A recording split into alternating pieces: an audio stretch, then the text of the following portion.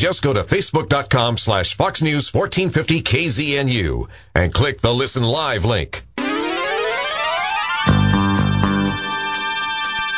Good morning, 5 minutes after 8 o'clock. Welcome to the Perspectives Morning Show with Brian and Kate. Hello, Brian. Hello, Kate. Hey, we're very pleased this morning to have Senator Orrin Hatch on the telephone with us. Good morning, Senator. Hi, how are you? Fantastic. Thank you for taking the time to do this interview. I know that things have got to be really busy in these closing hours before the primary election, but we appreciate you taking some time to visit with us this morning. Well, I'm happy to do it. We've actually asked our listeners to submit a number of questions, and Senator, I know seniority and experience has been one of the centerpieces of your campaign. The first question that we wanted to ask you is, could you relate to us how you got your experience when you went to Washington in 1976 as a junior senator? Well, I was pretty fortunate because I was thrown right into one of the biggest battles in the country's history because nobody else was willing to lead the fight against it, and that was labor law reform. So I had to shorten the time for effectiveness, and I had to learn the rules real quickly. Of course, I had some great mentors who just took me under their wing. One was a Democrat named Jim Allen, who was one of the greatest senators ever. But the others were, very, very. Nobody thought we could win, but we did, and. I have to say that it's very, very difficult. I haven't seen anybody able to lead a fight like that and win when everybody thought we was since that time. But yeah, I was very fortunate to be able to, be thrown right into leading one of the major fights in history. Okay, I have a question for you. This is Kate Daly here. Hi, Senator. Senator Hatch, your campaign for re-election is giving people the impression that your position as finance chairman is certain if they vote for you. But we would have to have a Republican majority in the Senate for that to happen, and odds are that it will not. 6 years ago, you promised to get that position, and you never did. Isn't it true that your position as chair is not certain? Majority, and I think we can win majority because I think Mitt Romney will win the presidency, and I think he'll bring a majority over. There are 9 Democrats that we have an opportunity to defeat in this election in the Senate. There are only 3 Republicans that they have a real chance to defeat, and all I can say is this: if we become the majority, I become the chairman of the committee. But even if I'm not the chairman, right now there's nothing happens on that committee without me. The current chairman, Senator Baucus, works closely with me. He won't move without consulting with me, and he's found that when he does, we get a lot of things done. Okay. And so it's important whether I'm chairman or not, but it'd be a lot better to be chairman because I would be able to control the agenda, and of course, if Mitt Romney was president, it's a critical position because you cannot turn this country around without the Finance Committee. And if Mitt Romney's president and we're in the minority, I'll still help him turn the country around because of the power of that position. I see, but it's not certain. It's not certain yet. It's absolutely certain if we win the majority, but of course it's not certain that we're going to win the majority. I mean, let's face it, we have to win this election, and I think we will, but, there's no guarantees in any of this, but there is one guarantee, that is that I'm the Republican leader on the committee, and if we do win the majority, I become chairman, and that is tremendous power for Utah. And it's, I don't know anybody back there who's hoping and praying, from a Republican standpoint, and even some Democrats, that I become chairman of the committee. Okay. Senator, one of the questions we're asking of each of the candidates that we interview is what are the upper limits of federal government power, and what are you doing to make sure that those limits are observed?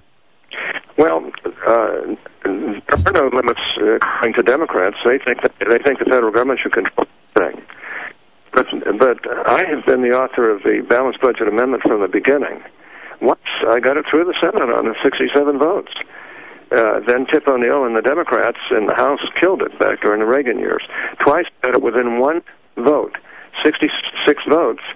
The last time was 1997. As I walked to the floor, I had 67 votes, and then I got to the floor, and I was walking to the floor to make the final arguments for the Balanced Budget Amendment, and they told me that one of our Republicans had deserted us, and at that point we lost because of one vote. But I'm going to continue to push that, but it's a lot more than that. The committee is the most powerful committee in the whole Congress. That's the committee where this tax code is. We've change that. We've got to get that simplified, and we've got to flatten the code and spread the base and do the things that really are going to pull this country out of the mess it's in. But this committee is where all the entitlement programs are: Social Security, Medicaid, Medicare. We know that if we don't get Medicare and Medicaid as well, this country is going to be broke. Okay. And much than it is right now. We've got to have the guts to do what has to be done there. I do have the guts, and so does Mitt Romney. That's why it's important to look for Mitt Romney. But it also is where international trade is, in a lot of forms, for bonding, so many other things. It literally handles 60% of all in the country, and controlled by Democrats most of the time I serve. Okay. There was a question also that we're in a mess right now with our country. Our country is a complete disaster right now, and the people that have been in with the seniority and clout are to blame for that because they're the ones passing the laws. Are you partly to blame? No, because I've been one of those excessive spending. I can look back over my votes now at some 12,600 times plus. I'm the most voted senator in the history of the Senate. I look back on some of those votes, and I can't think many I would change. Most all of them have been as a fiscal conservative, and nobody doubts that I'm a fiscal conservative back there. Right. Out here, some people do who distort my record, but worked very, very hard. I've led the fight for the balanced budget amendment. I've led many fights to try and cut back on spending. I've curtailed federal government spending on occasion, but you got to have a majority to be able to do anything back there. And most of the time I've been in the Senate, if not all of it, there have been 3 to 6 Republicans, liberal Republicans, who will go with all the liberal Democrats in spending issues. So it's hard to blame conservative Republicans for the spending that's going on back there. In fact, right. you can't do it honestly. Does that mean you weren't able to do anything as a junior senator then, if only seniority matters and counts? Well, let me tell you something. There's no use kidding. When you're a first-term senator, you're not very powerful, and you don't have all the ability to be able to do a lot of things that you can do as you get seniority and as you become chairman or ranking on various committees. I've had the privilege of being chairman on the Labor and Human Resources Committee, now the Health Committee, Health, Education, Labor, and Pensions. I'm still on it. Right. I had the privilege of being chairman of the Judiciary Committee. Nobody doubts that Orrin Hatch put conservative judges all over the country on the federal district courts, federal circuit courts of appeal, and all 5 of them on the Supreme Court, plus and a few others who are now gone. Right. But to make a long story short, I've been there all the way through fighting for conservative causes and so forth. Now, there's no use kidding. As a freshman senator, you don't have the power you do when you become more senior and when you become ranking or chairman of various committees. And I've been able to do it all. Now, like I say, you can go back to my freshman few years, and everybody knows that I led one of the most important fights. The only reason I did is because I was 98th in seniority, and nobody else in the Senate was willing to take it on. So is Mike Lee then They knew it was a loser, but we won in the end. Is Mike Lee then not successful as a senator because he's a junior senator? Well, I'm not going to judge Mike Lee. I mean, I think Mike's a fine young man, and he's doing what he can as a freshman senator. What I worry about is I don't think we should have good freshman senators back there because we do have a lot of things out here in Utah that could go awry, especially take the dietary supplement industry. That's a $4 to $6 billion industry. It was less than $500 million when I became senator. In fact, it was probably around $100 million in Utah. Now it's about $4 to $6 billion. Well, just a few weeks ago, Senator Durbin brought it to the floor. Democrat counterpart, Tom Harkin from Iowa. When we got through, we beat him 70 in there. Question whether they wouldn't have hurt our dietary supplement industry. We have some of the best supplements in the world right here in Utah. Right. And it's one of our biggest industries. Hill Air Force. Within the last 6 months, I've had to weigh in and the Secretary of the Air Force in, the top generals in, and talk to them about some of the things they were going to try and do out at Hill and the other 2 air logistics commands. And we had to really work with them to get 22 changes that basically help Hill to keep going forward as, I think, the greatest air logistics command in the Air Force. I mean, this is just constant, and it does it does count. Right. Well, that they know you. It does count that they know you, that they know that you support them. They know that you've had a long-term history of military support. And they're not going to ignore me when I call them. Well, and that's important for you, Tom. Right. Well, back in '76, Frank Moss also said that we would lose Hill Air Force Base if we didn't vote him back in. That didn't happen. And then he was in line to be the whip, which is a more powerful position than the finance chair. You're breaking up. I can't even hear you. But you said seniority was overrated when Frank Moss was in line to be the whip. I don't know what's wrong with this. Oh. It's okay. We can hear you fine, Senator. Yeah, we can hear you. To call you back? Well, we can hear you just fine. Can you hear us? I can't hear you. I can hear you now. Go ahead. Okay. When Frank Moss was in line to be the whip in '76, that was a more powerful position. You've broken up. I don't know what's wrong with. My phone's working all right. Okay. You said seniority was overrated. What about Senator Moss? He was in line to be the whip, a more powerful position than finance chair when you were going after the seat. And you said he wasn't in line to be the whip. He was. To be honest with you, he was a fine man. I have no gripes about Senator Moss, nor am I going to find fault with him at this late date. But I can tell you, he was voting just like the liberals, like all the liberals back there, that he was. And he wasn't representing our state in every sense that I've represented the state. If you could do it, could somebody else do it though? I think if I thought somebody could do what I'm doing right now and could do it better, I would be glad to retire. The fact of the matter is, no. A freshman senator just will not be able to do what I'm doing. A freshman senator is not going to be the Republican leader on the Finance Committee or a Republican leader anymore, to be honest with you. And that doesn't mean they can't be effective. They bring a lot of energy and a lot of desire to debate and so forth, but they're not going to be in positions that really make the difference back there. Now you have a senator, me, in a position that makes a heck of a lot of difference. The last time we had a chairman of the Finance Committee really was back in the 1930s.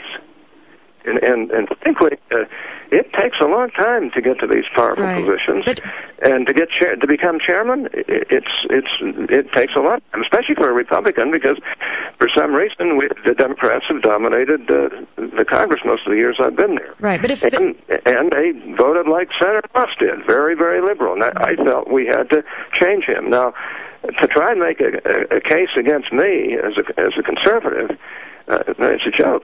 Everybody back there knows I'm a rock-ribbed conservative.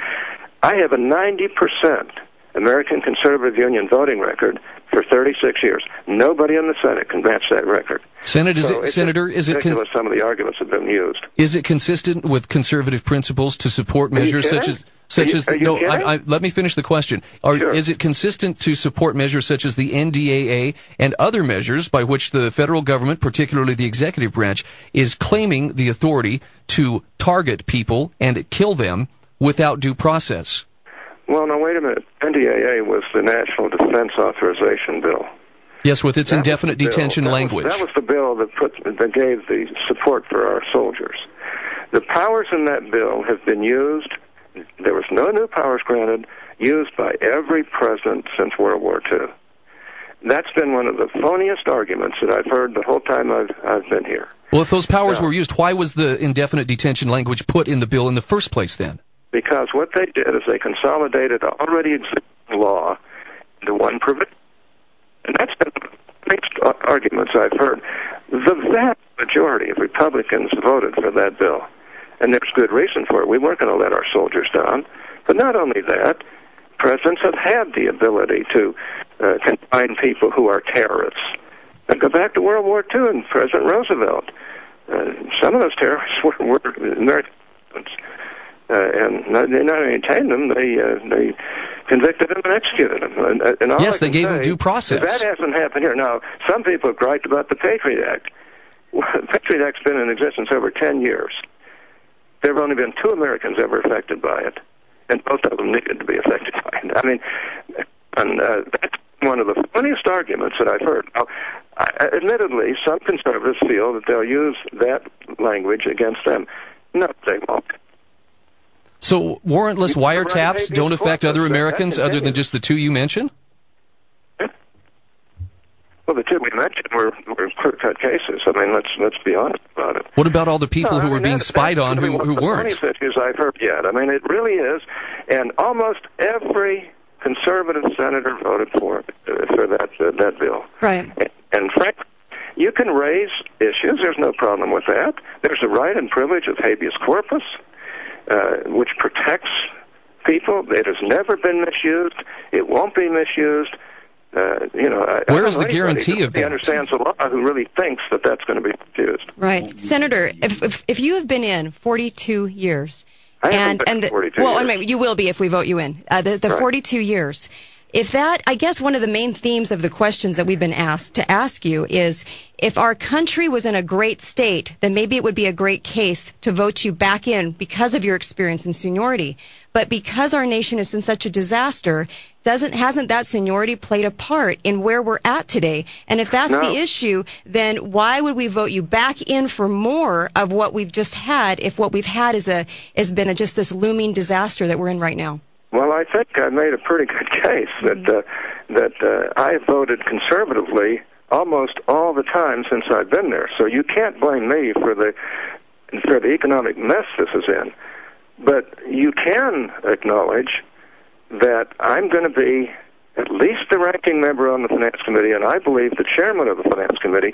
And if we're going to get the mess under control, then you should follow the advice of one of the leading tax experts in Washington who served in both Reagan and other administrations, Ford and Reagan administration. He wrote a dead piece that said Orrin Hatch will be the most conservative free market chairman of that committee in modern times. Now, the reason he said that, he's not an idiot, nor is he necessarily a supporter of me. The reason he said that is because he knows that I will bring conservative principles to this whole national debt situation. But I've got to have the horses to be able to do it, too.